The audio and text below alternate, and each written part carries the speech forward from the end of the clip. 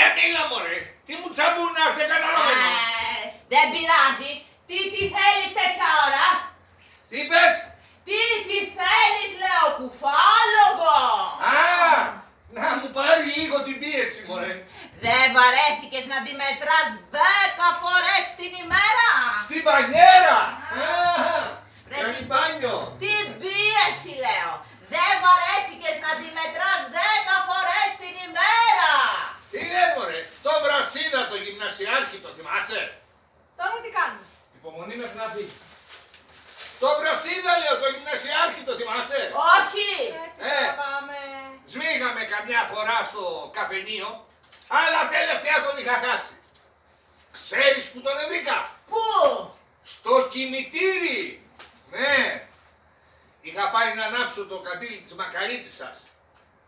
Να δεις έναν τάφο που του έχουν φτιάξει τα παιδιά του. Αριστούργημα. Να χαίρεσαι να μένεις. Μπα σε καλό σου Χριστιανέ.